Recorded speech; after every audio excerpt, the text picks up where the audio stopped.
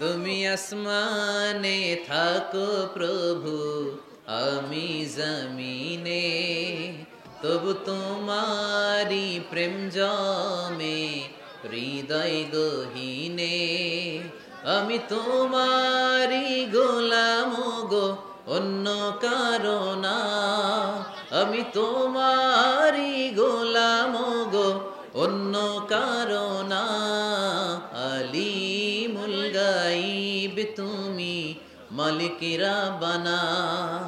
আলিমুল গাইব তুমি, মালিকেরা বানা। পড়েন আল্লাহু আল্লাহু আল্লাহু আল্লাহ। উঠে গোটা দুনিয়াটারে আলোকিত করে আমার সূর্য মুহাম্মদ। এশার নামাজের পরে আমার ঘরের ভেতরে যখন উকি দেয়, আমার পুরো ঘরটারে আলোকিত করে দেয় কে? এত সুন্দর চেহারা ছিল, ওনার চেহারার নূর দিয়ে হারানো সুই খুঁজে পেয়েছে বিশ্বনবীর স্ত্রীরা। চিল্লায় করে আল্লাহু আকবার। বিশ্বনবীর চেহারার সৌন্দর্যের সাথে কারো সৌন্দর্যের কোনো মিল হবে? No comparison with our beloved prophet Muhammad sallallahu alayhi wasallam. Whether it's the fitness, whether it's the appearance, whether it's the status, no comparison with our prophet.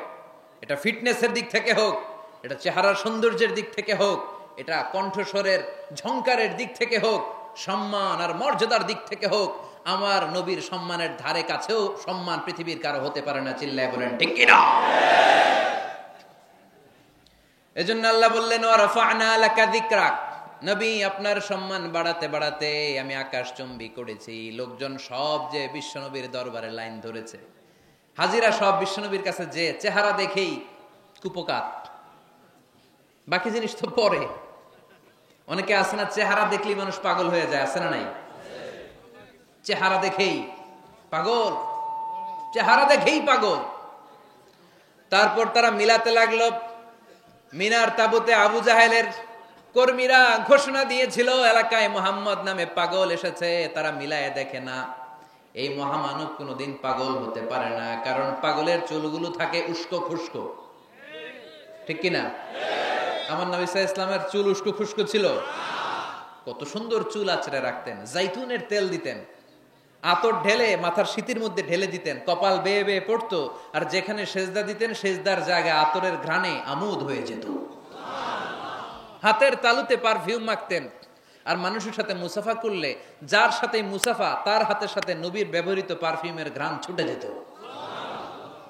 এত পরিচ্ছন্ন ছিলেন তারা। বিশ্বনবীর চেহারার সাথে আবু জাহেলের বক্তব্যের মিল খুঁজে পায় না। তারা বলে না, এই লোক কখনো পাগল হতে পারে না। পাগলের চুল থাকে উস্কো খুস্কো, জামা থাকে ছিঁড়া ফাড়া, গায়ের মধ্যে থাকে ময়লা। পাগল কখনো দাঁত মাজে না। কিন্তু বিশ্বনবীর মুচকি হাসির ফাঁক দিয়ে দাঁতের দিকে তাকালে মানুষগুলো সব পাগল হয়ে যায়।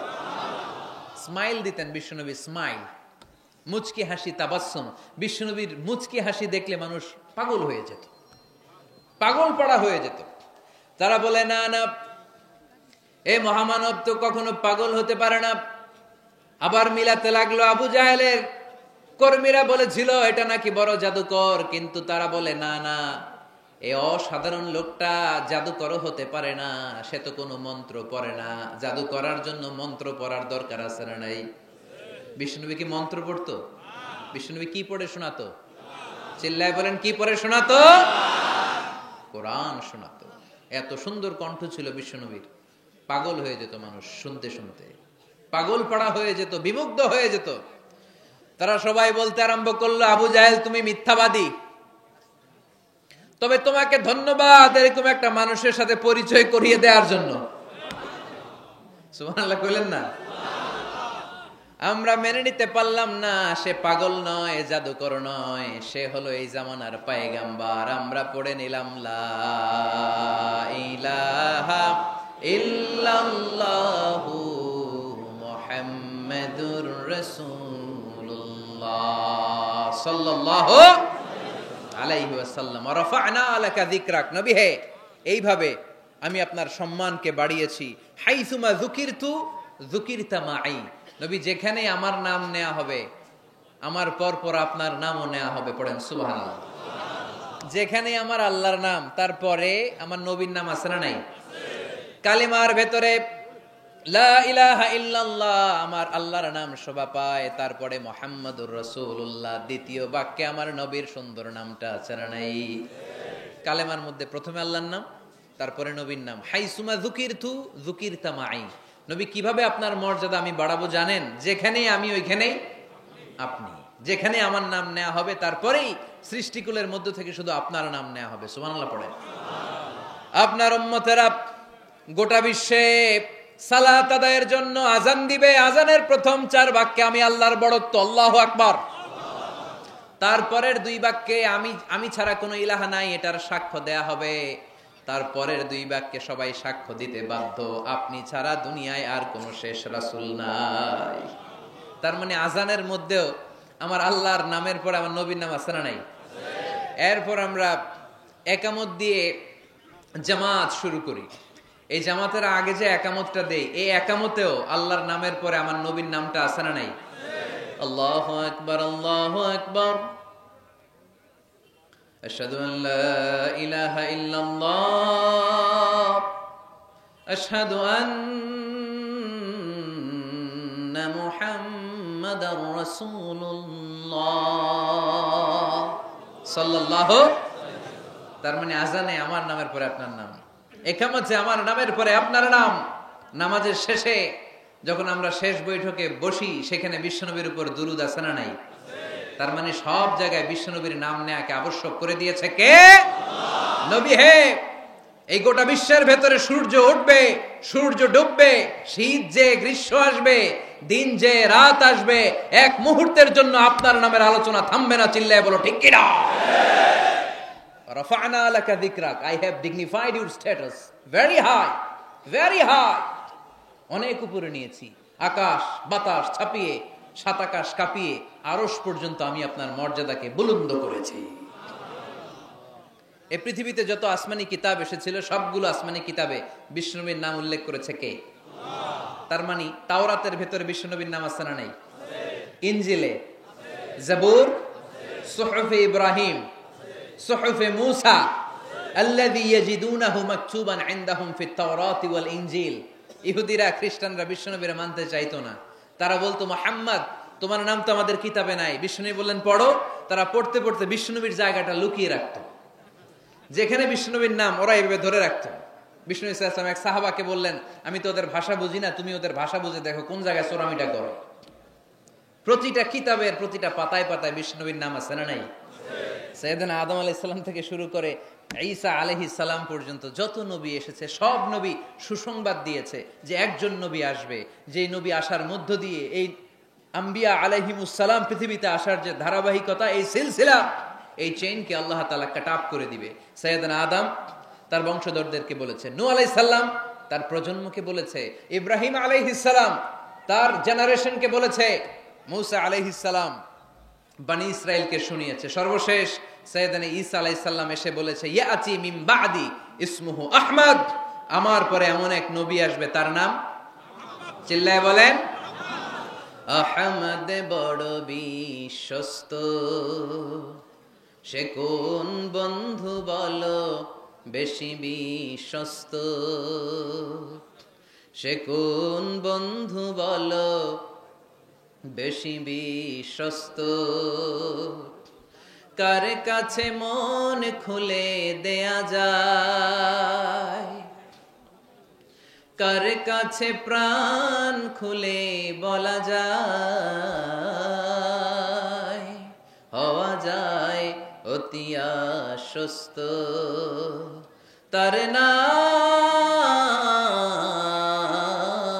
আহমদ বড় বিশ্বস্ত। সুবহানাল্লাহ পড়েন। ইয়াতি মিন বাদি ইসমুহু আহমদ, আমার পরে এমন এক নবী আসবে তার নাম হবে আহমদ। এই নবীর পরে আর কোন নবী আছে? চিল্লায় বলেন, লা নবিয়্যা বাদি ওয়ালা রাসূলা, আমার পরে কোনো নবীও নাই, আমার পরে কোনো রাসূলও নাই। তবে আমার পরে যদি নবী হওয়ার যোগ্যতা কারো থাকে, আমার উমরে ফারুক নবী হওয়ার যোগ্যতা রাখে। কোন নবী নাই, খাতামুন নবিয়্যিন, আমার পরে কোনো নবী নাই।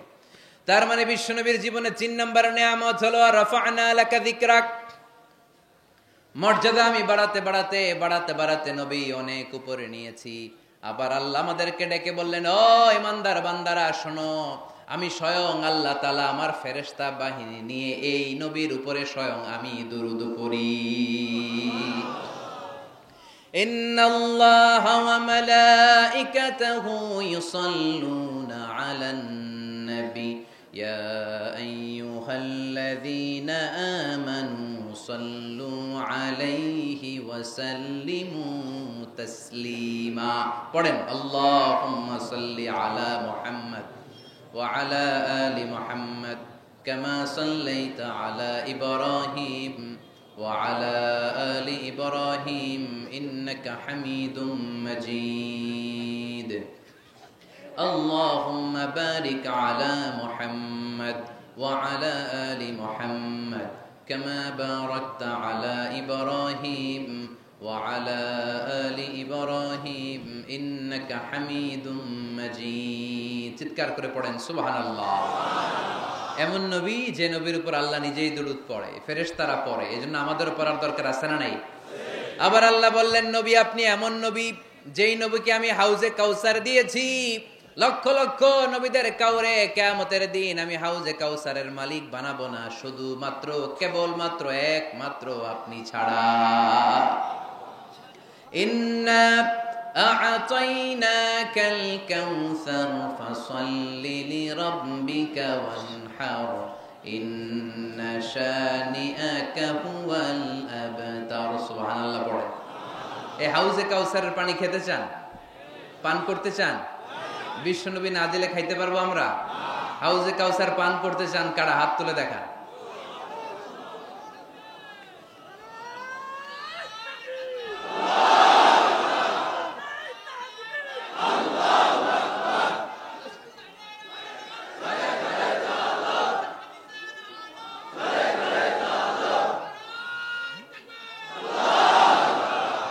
আহলা মিনাল আসাল, হাউজে কাউসারের পানি মধুর চেয়েও মিষ্টি। আবরাদু মিনাস সাল, বরফের চাইতেও ঠান্ডা। আবিয়াদু মিনাল লাবান, দুধের চাইতেও সাদা। মান শারিবা মিনহা শারবাতান লাম ইয়াজমা আবাদা, এক ঢোক হাউজে কাউসারের পানি যে খাবে চিরকালের জন্য তার গলার তৃষ্ণা মিটে যাবে। ওই হাউজে কাউসার বিশ্বনবীকে দিয়ে বিশ্বনবীর মর্যাদা বাড়িয়েছে কে? আবার আল্লাহ বললেন, নবী পৃথিবীর অনেক নবীকে আমি নৈতিক বিজয় দান করেছি, কিন্তু সবাইকে আমি রাজনৈতিক বিজয় দান করি নাই। আপনাকে আমি এমন নবী করে দুনিয়ার বুকে পাঠিয়েছি, আপনাকে আমি নৈতিক বিজয় দান করেছি, পাশাপাশি রাজনৈতিক বিজয়ও দান করেছি। সুবহানাল্লাহ।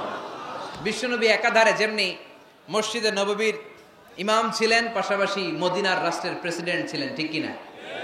তার মানে ইমাম বা নেতা এমন হওয়া দরকার যে নামাজও পড়াতে পারে, আবার সমাজও শাসন করতে পারে, ঠিক কিনা? এমন নেতার দরকার আছে না নাই? এজন্য বিশ্বনবী বললেন, রব্বি আদখিলনি মুদখালা সিদকিন ওয়া আখরিজনি মুখরাজা সিদকিন ওয়াজআলনি মিন লাদুনকা সুলতানান নাসীরা।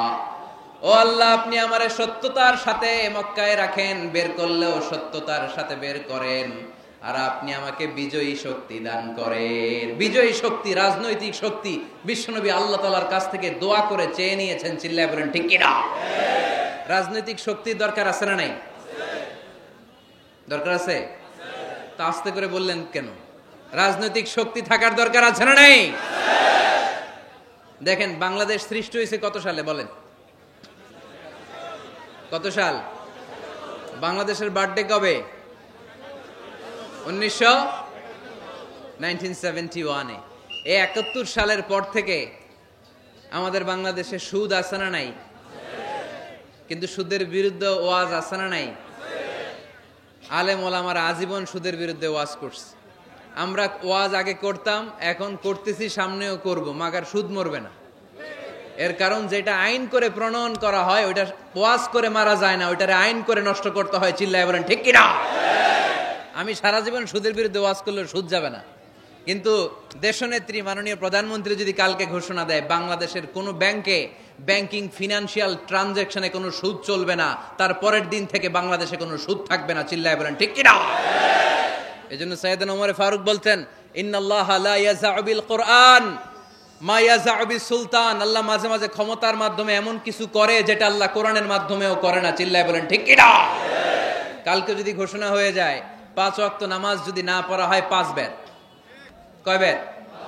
চেয়ারম্যান না পড়লে চেয়ারম্যানের পিছনে 5 বেত, এমপি না পড়লে এমপির পিছনে 5 বেত। কথা বলেন? মাননীয় প্রধানমন্ত্রী যদি এটা ঘোষণা দিয়ে দেয় যে কালকে থেকে নামাজ না পড়লে 5 বেত, এটা সবার জন্য এই আইন। একটা বেনামাজি খুঁজে পাওয়া যাবে? সব কই দৌড়াবে? মসজিদে। অজু থাকলেও দৌড়, না থাকলেও দৌড়। কারণ মায়ের উপরে কোনো ওষুধ আছে? কথা বলেন?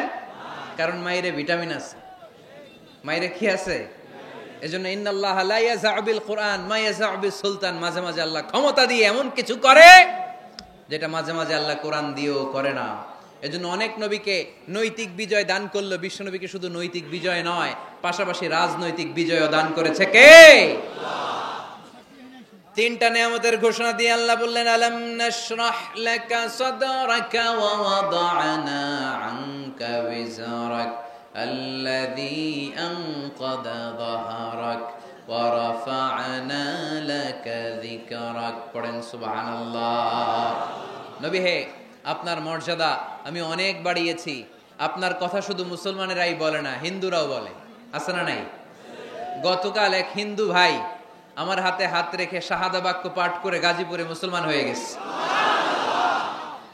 বিশ্বনবীর কথাগুলো যখন তারা শোনে, তারা নিজেদেরকে ধরে রাখতে পারে না। আপনারা মহাত্মা গান্ধীর নাম শুনেছেন? তিনি ভারতের অবিসংবাদিত নেতা। বিশ্বনবীর ব্যাপারে কমেন্ট করেছেন যে এরকম নেতা পৃথিবীতে আর দ্বিতীয়টা কখনো হবে না। মহাত্মা গান্ধী কি মুসলমান না হিন্দু? গোটা বিশ্বের খ্রিস্টানরা বিশ্বনবীকে নিয়ে এখন মাতোয়ারা। মাইকেল এইচ হার্ট, খ্রিস্টান, একটা বই লিখে গোটা বিশ্ব কাঁপিয়েছেন, দি 100, a ranking of the most influential people and person in the world। পৃথিবী কাঁপানো 100 জন মনীষীর জীবনী নিয়ে একটা বই তিনি করেছেন। এই 100 জন মনীষীর জীবনীর মধ্যে যাকে নাম্বার 1 তিনি করেছেন, তিনি হচ্ছেন আমার নবী, আপনার নবী, পেয়ারা নবী, বিশ্বনবী মুহাম্মদুর রাসূলুল্লাহ সাল্লাল্লাহু আলাইহি ওয়াসাল্লামের। মাইকেল এইচ হার্ট কি মুসলমান? সে একজন খ্রিস্টান। তার মানে ওয়া রাফা'না লাকা যিকরাক, বিশ্বনবীর সম্মান শুধু আমাদের মুখ দিয়ে প্রচারিত হয় না, ইহুদি, খ্রিস্টান, বৌদ্ধদের মাধ্যমেও বিশ্বনবীর সম্মানকে বাড়িয়ে দিচ্ছে কে? I have studied him, the wonderful man, in my opinion far from being antichrist, and he must be called the savior of humanity। খ্রিস্টানরা বলছে আমরা এই মুহাম্মাদের জীবনী গবেষণা করে পড়েছি, তাকে খ্রিস্টান বিরোধী বলা তো দূরের কথা, তাকে মানবতার ত্রাণকর্তা বলতে হবে। তিনি গোটা বিশ্বের জন্য সুপারম্যান হয়ে পৃথিবীতে এসেছে। As a father, as a teacher, as a lawgiver, as a lawmaker, Muhammad is the superman of the world। স্বামী হিসেবে, পিতা হিসেবে, নেতা হিসেবে, নবী হিসেবে মুহাম্মদ ইসলাম সাধারণ কোনো মানুষ নয়, তিনি গোটা বিশ্বের জন্য সুপারম্যান হয়ে পৃথিবীতে আগমন করেছে। ওয়া রাফা'না লাকা যিকরাক, নবী দুশ্চিন্তা করবেন না, টেনশন করবেন না, আমি আপনার সম্মানকে বাড়িয়ে দেব। এই তিনটা নিয়ামতের বর্ণনা সূরা ইনশিরাহের ভিতরে বর্ণনা করলেন কে? এরপরে রাব্বুল আলামিন বিশ্বনবীকে নিয়ামতের বর্ণনার ঘটনা শুনিয়ে বিশ্বনবীকে সান্ত্বনা বাণী শোনাচ্ছেন আর পড়ছেন, ফা ইন্না মাআল উসরি ইউসরান ইন্না মাআল উসরি ইউসরা। নবী গো, নিশ্চয়ই কষ্টের পরে আছে আনন্দ, দুঃখের পরেই আছে সুখ। সুবহানাল্লাহ। কষ্টের পরে আনন্দ, দুঃখের পরে। The struggle isn't permanent in our life। দুঃখ কষ্ট এটা আমাদের জীবনে পার্মানেন্ট না, এটা সাময়িক। আচ্ছা, আওয়াজ করে উত্তর দেন তো, 1 বছরে কয়দিন আপনাদের ফরিদপুরে? কয়দিন? 365 দিন। গত 365 দিনে না খেয়েছিলেন কয়দিন? 20 দিন, 30 দিন। তার মানে অল্প কিছুদিন না খেয়েছিলাম, সারা বছরই খেয়েছিলাম, ঠিক কিনা? আচ্ছা, তো 365 দিনে অসুস্থ ছিলেন কয়দিন? 4-5 দিন, কিংবা 20 দিন, কিংবা 1 মাস, কিংবা 56 দিন, কিংবা 65 দিন। তার মানে বাকি 300 দিন আরামে ছিলাম কি ছিলাম না? তার মানে আমাদের জীবনে দুঃখ বেশি না আনন্দ বেশি? সুখ বেশি না কষ্ট বেশি? এজন্য আল্লাহ বললেন, খবরদার, মুমিন কখনো হেরে যায় না। মুমিনের হারাবার কিছু নাই। মুমিনের জীবনে যদি আনন্দ আসে, মুমিন শুকরিয়া করে, শুকরিয়া করলে সওয়াব আছে না নাই?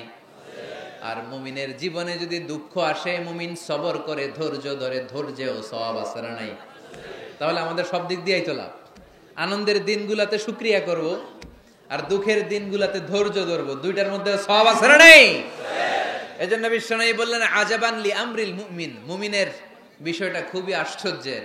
ফাইন আসাবাতহু সাররাউন শাকারা, মুমিন যদি আনন্দে থাকে সে শুকরিয়া করে, শুকরিয়া করলে লাভ আছে না নাই? ওয়াইন আসাবাতহু দাররাউন সাবারা, আর দুঃখে পড়লে সে সবর করে, ধৈর্য ধরে, ধৈর্য ধরলে সওয়াব আছে না নাই? তার মানে আমাদের হারাবার কিছু আছে। মাঝে মাঝে আল্লাহ আমাদেরকে দুঃখ কষ্ট দিয়ে পরীক্ষা করতে চান, এগুলো আমাদের জন্য খারাপ নয়। এই দুঃখ কষ্ট বিপদ আমাদের কোমরকে সোজা করে, আমাদের পায়ের মাটিকে শক্ত করে, চিল্লায় বলেন ঠিক কিনা? প্রতিকূল পরিবেশে কিভাবে বাঁচতে হয় এই দুঃখ কষ্ট আমাদেরকে শেখায়। এজন্য মুমিন বান্দার বৈশিষ্ট্য হচ্ছে দুঃখ কষ্ট বেদনা জ্বালা এগুলোতে সে আপসেট হয় না, সে হাল ছেড়ে দেয় না, সে ভরসা রাখে একজনের উপর, চিল্লায় বলতে হবে তিনি কে? কারণ মুমিন জানে রাত্রি যত গভীর হয়, অন্ধকার তমানিসা ভেদ করে সুবহে সাদিক হয়। মুমিন জানে গর্ভবতী নারীর পেটের ব্যথা যেই দিন বাড়তে থাকে, ওই দিনই নতুন মেহমান আগমনের সময় ঘনাতে থাকে। মুমিন জানে তার জীবনে দুঃখ কষ্ট বিপদ যত বাড়তে থাকে, সুখের দিন কাছে আসতে থাকে। এজন্য মুমিনের হারাবার কিছু নেই। ফা ইন্নামা আল উসরি ইউসরা, ইন্নামা আল উসরি ইউসরা। নবী হে, কষ্টের পরেই আছে আনন্দ, দুঃখের পরেই আছে সুখ। আপনি সমস্যায় পড়েছেন, ওই সমস্যার সমাধানও আছে না নাই? এই পৃথিবীতে এমন কোন সমস্যা আছে যেটা সমাধান নাই? কথা বলেন। সমস্যা তৈরি করেছে কে? আবার সমাধানও দিয়েছে কে? Allah doesn't create a lock without its key. Allah কখনো চাবি না বানাইয়া ওইটার তালা বানায় নাই। কথা কন। তালাও যেহেতু আছে, ওই তালার চাবিও বানিয়েছে কে? মা আনজালাল্লাহু দাআন ইল্লা আনজালাল্লাহু লাহু শিফা। আল্লাহ দুনিয়ায় এমন কোন রোগ পাঠায় নাই যেই রোগের ঔষধ বানায় নাই, এমন কোন রোগ নাজিল করে নাই যেই রোগের কোন চিকিৎসা বানায় নাই, হয়তো সেটা আবিষ্কার হয় নাই। অনেকে ক্যান্সারের কথা বলতে পারেন যে হুজুর ক্যান্সার এমন রোগ, এই ক্যান্সার তার নাই কোনো অ্যান্সার, কিন্তু বিজ্ঞানীরা বলতেছে এটারও অ্যান্সার আবিষ্কৃত হচ্ছে। সুবহানাল্লাহ কইবেন না?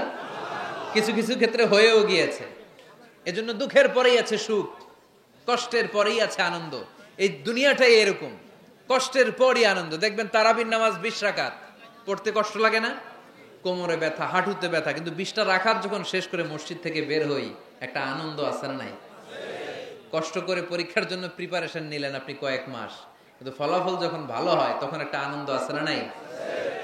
সারাদিন রোজা রাখলেন রমজানে, কি কষ্ট, তৃষ্ণায় গলা ফেটে যায়, কিন্তু ইফতারির সময় যখন রুহাবজা শরবতটা খাই, কেমন লাগে? একটা আনন্দ আছে না নাই?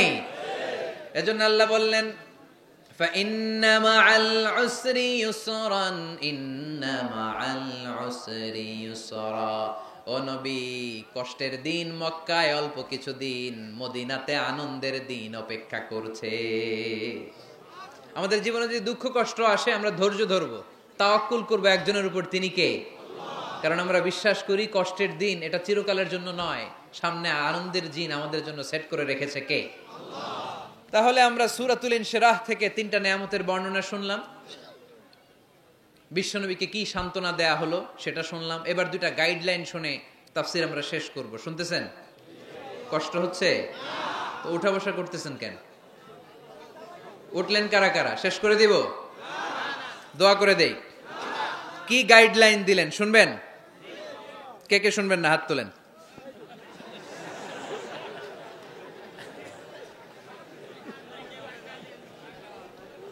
কষ্ট হইতেছে?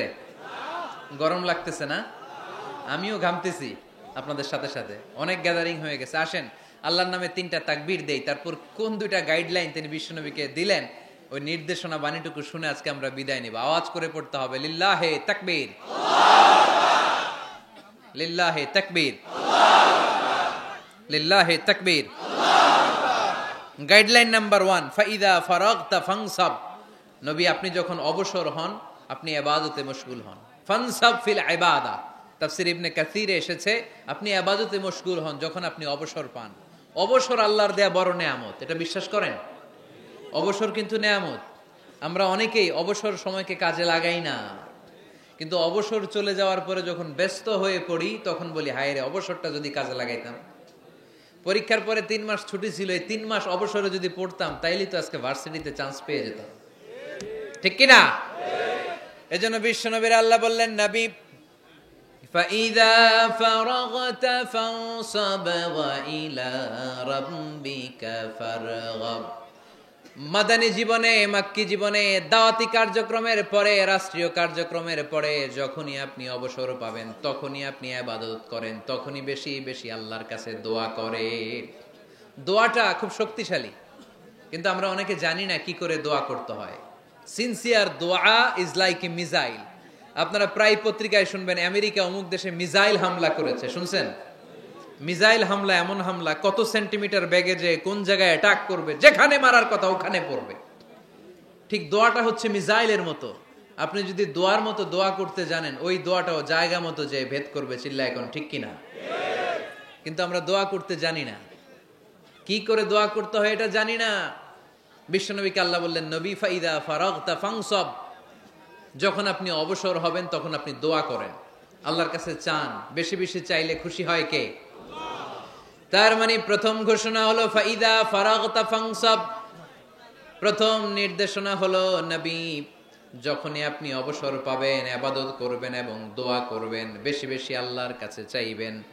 2 নাম্বার দিক নির্দেশনা হলো ওয়া ইলা রাব্বিকা ফারগাব, সব সময় আপনি আপনার আল্লাহর দিকে মনোনিবেশ করবেন। বিপদে পড়লে ডাকবো কারে? আমাদের অসুস্থতাকে সুস্থতায় পরিণত করে দিতে পারে কে? চাকরির জন্য পাগল পারা, চাকরি নাই, চাকরির ব্যবস্থা করে দিতে পারে কে? বিদেশে যেতে মনে চায়, পাসপোর্ট দিয়ে রেখেছি, ভিসা নাই, ভিসা লাগাই দিতে পারে কে? কিন্তু আমরা দুঃখ কষ্ট বেদনা কিছু একটা হইলেই সবার আগে আল্লাহরে শেয়ার করার আগে ফেসবুকে শেয়ার মেরে দেই, আছে না নাই? আপনাদের ফেসবুকে অ্যাকাউন্ট আছে নাকি? কার কার আছে দেখি?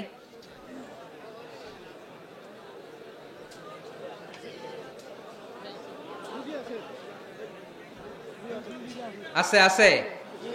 এটার জন্য আমরা ভালো কাজে লাগাই, ঠিক কিনা? আপনি চাইলেই এমন ভাবে ফেসবুক ফ্রেন্ড লিস্ট করতে পারেন যারা ভালো ভালো জিনিস শেয়ার করে, যারা মোটিভেশনাল জিনিস শেয়ার করে, ইসলামের পক্ষে কথা বলে। আপনার এক একটা শেয়ারে অনেকের জীবন বেঁচে যেতে পারে, ঠিক কিনা? একজন মুমূর্ষ রোগীকে বাঁচাতে রক্তের প্রয়োজন, রক্তের গ্রুপ এ পজিটিভ। যারা রক্ত দান করতে আগ্রহী তারা এই নাম্বারে যোগাযোগ করুন। ফেসবুকে মাঝে মাঝে এরকম নিউজ আসে না নাই? আপনি just you put down in share, শেয়ারের মধ্যে একটা পুট করে দিলেন, একটু শেয়ার মেরে দিলেন, ছড়িয়ে পড়লো হাজার হাজার ফেসবুক ফ্রেন্ডদের কাছে। তাদের অনেকে ব্লাড দিতে আগ্রহী, সে তাড়াতাড়ি যে সেখানে ব্লাড ডোনেট করে আসলো। আপনার একটা শেয়ারের কারণে বেঁচে গেল অনেকগুলো প্রাণ। চিল্লা এখন ঠিক কিনা? রক্তদানের মতো শ্রেষ্ঠ ইবাদত হতে পারে? আমরা মনে করি শুধু জিকিরি ইবাদত, আমরা মনে করি শুধু নামাজি ইবাদত। রক্তদান, এক ব্যাগ রক্ত থেকে অনেক মানুষকে বাঁচানো যায়। এর মধ্যে আছে হিমোগ্লোবিন, এর মধ্যে আছে প্লাটিলেট, আছে প্লাজমা। রক্তে একটা উপাদান আছে প্লাজমা, নাম শুনছেন? আগুনে পোড়া রোগীকে বাঁচাতে এই প্লাজমা লাগে।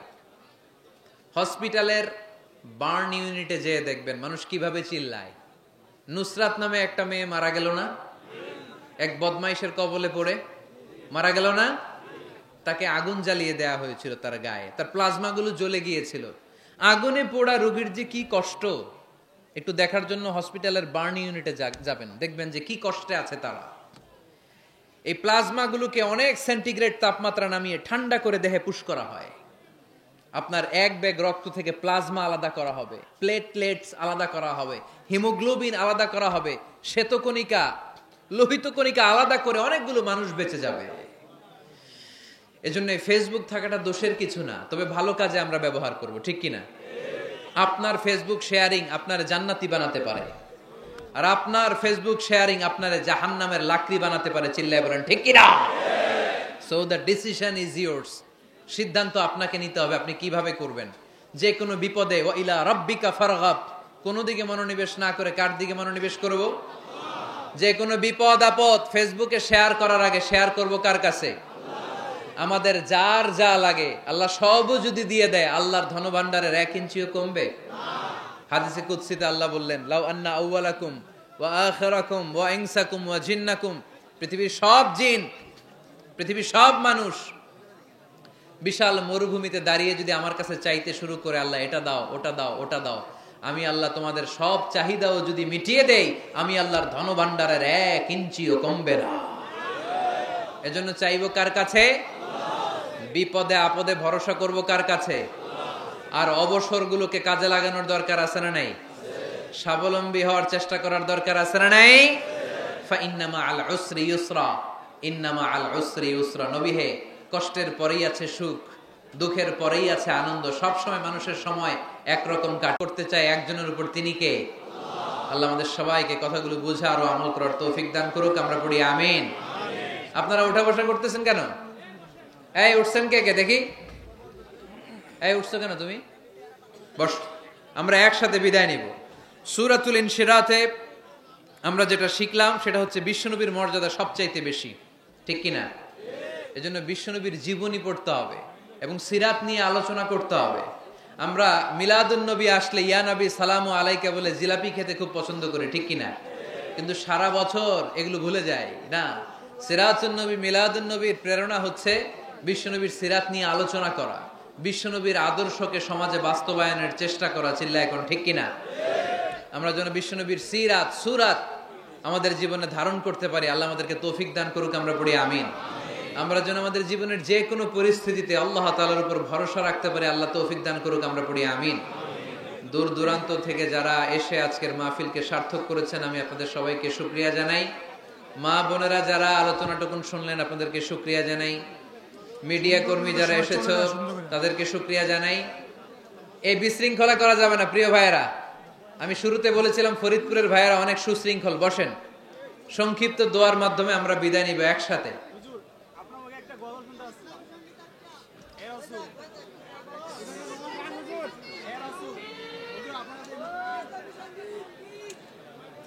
এক ভাই অনুরোধ করছে, একটা নাশিদ শুনতে চায়। শুনতে চান আপনারা?